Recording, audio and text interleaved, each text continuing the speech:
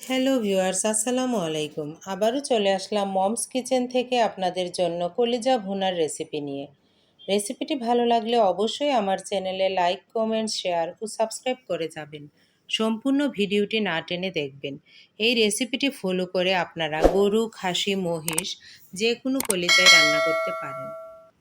আমি এখানে half KG কলিজা ছোট ছোট টুকরো করে কেটে সামান্য পানি দিয়ে সিদ্ধ করে ভালোভাবে ধুয়ে পরিষ্কার করে নিয়েছি। কলিজা ভুনা করার জন্য আমি প্রথমে একটা বাটিতে কিছু মশলা নিয়ে সামান্য পানি দিয়ে গুলে নিব। বাটিতে নিয়ে নিয়েছি 1 চা চামচ আদা বাটা, 1 চা চামচ রসুন বাটা,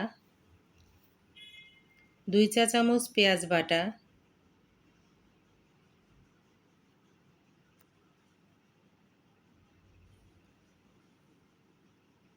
পেঁয়াজ বাটা নেওয়ার পর নিব 1 চা চামচ পরিমাণ লাল মরিচের গুঁড়া, 1 চা চামচ জিরার গুঁড়া, 1.5 চা চামচ নেব ধনিয়ার গুঁড়া, 4টি কাঁচামরিচ,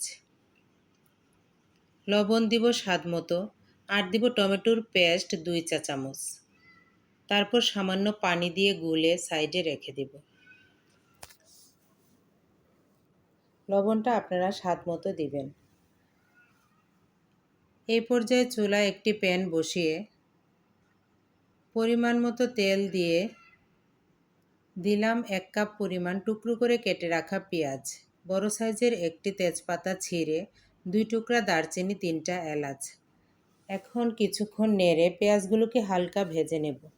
হালকা ভাজা হয়ে গেলে দিব গুলে রাখা মশলা। মশলা দিয়ে ভালোভাবে নেড়ে কষিয়ে নিতে হবে।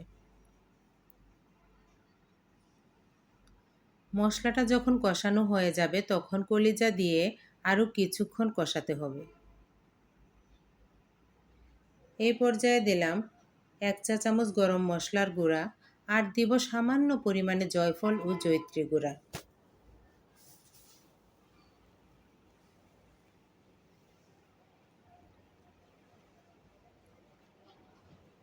আবারও কিছুক্ষণ নেড়ে মশলাকে ভালোভাবে কষিয়ে নেব।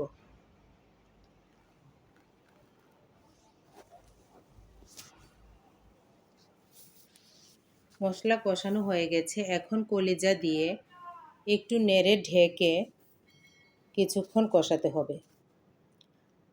মাঝে মাঝে ঢাকনা খুলে একটু নেড়ে দিতে হবে যাতে নিচ দিয়ে পুড়ে না যায়।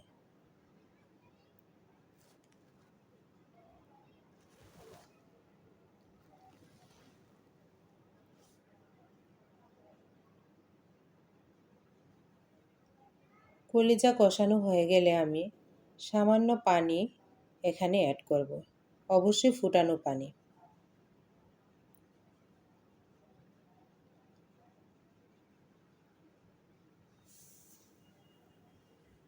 কলিজাটা কষানো হয়ে গেছে।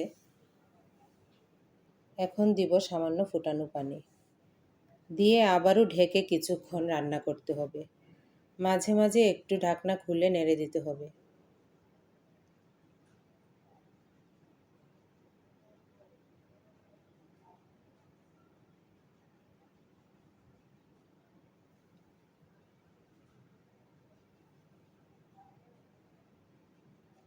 এখন দিব সামান্য চিনি দিয়ে ঢেকে কিছুক্ষণ রান্না করব। কলিজা যখন মাখা মাখা হয়ে আসবে তখন চুলা অফ করে কিছুক্ষণ ঢেকে রেখে তারপর পরিবেশন করব। যখন আমরা চুলা অফ করে কিছুক্ষণ ঢেকে রাখবো তখন কিন্তু ঝোলটা আরও কমে যাবে। চিনিটা অপশনাল, আপনারা নাও দিতে পারেন, তাতে কোনো সমস্যা নেই। তবে দিলে আমার মনে হয় টেস্টটা একটু ভালো হয়, কালারটাও সুন্দর আসে। দেখতেই পাচ্ছেন কলিজা ভুনাটা কত সুন্দর হয়েছে। প্রথমে মনে হয়েছিল যে ঝোলের পরিমাণটা বেশি রয়ে গেছে, কিন্তু যখন আমি ঢেকে 5 মিনিটের জন্য রেখে দিয়েছি তখন ঝোলটা কমে গেছে।